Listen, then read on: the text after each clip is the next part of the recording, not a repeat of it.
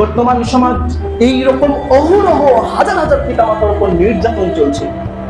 আর যদি এইভাবে নির্যাতন চলতে থাকে, আমরা কি জান্নাতে যেতে পারবো?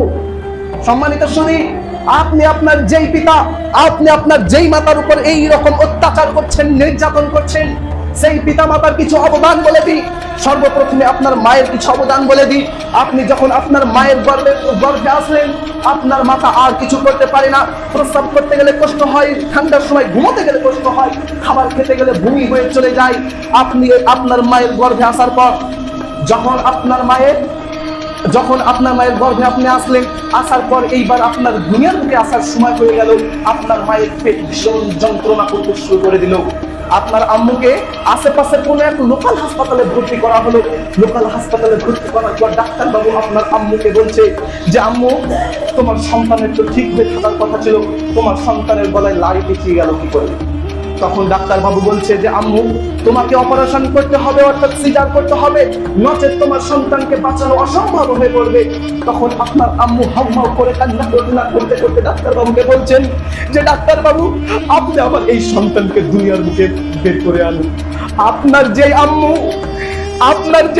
নখ দিয়ে বিলেট দিয়ে নখ কাটতে ভয় করত, আপনার সেই আম্মু আপনার মতো সন্তানকে দুনিয়ার বুকে নিয়ে আসার জন্য এক বিগ পেট কেটেছে। আপনার যে আম্মু সুচ দিয়ে ইনজেকশন করতে ভয় করত, আপনার সেই আম্মু আপনার মতো সন্তানকে দুনিয়ার বুকে জন্ম দেওয়ার জন্য এক বিগ পেট কেটেছে। সেই পেটের যন্ত্রণা আজ পর্যন্ত ভোগ করতে হয় ভারী কিছু তুলতে গেলে। সম্মানিত সুধী, আপনার যেই আম্মুর চুল ছিল হাঁটু পর্যন্ত, আশেপাশে প্রতিবেশী চাচিরা আপনার আম্মুর চুল দেখতে আসতো। আপনার মতো সন্তানকে জন্ম দেওয়ার জন্য আপনার আম্মুর চুল লাল রক্তে জমাট বেঁধে গিয়েছিল।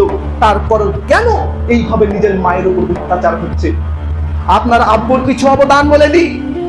আপনি আপনার যেই পিতাকে ঘৃণা মনে করছেন, আপনি আপনার যেই পিতাকে তাচ্ছিল্য মনে করছেন, আপনার সেই পিতার কিছু অবদান বলে দিয়ে যায়। আপনি যখন দুনিয়ার বুকে চলে আসলেন, আপনার আব্বুর মাথায় এক বিশাল বোঝা নেমে আসলো। আপনাকে কিভাবে ভালো করে মানুষের মতো মানুষ বানাতে হবে, আপনাকে কিভাবে মিশনে ভর্তি করতে হবে, এই রকম ভাবে আপনার পিতার মাথায় টেনশন চলে আসলো। আপনার যে আব্বু দুপুর 12টা পর্যন্ত কাজ করতো, আপনি দুনিয়ায় আসার পর আপনার আব্বু বৈকাল 3টা পর্যন্ত কাজ করছে, কারণ আপনি যেন কোনো কিছুর কষ্ট না পান তার জন্য।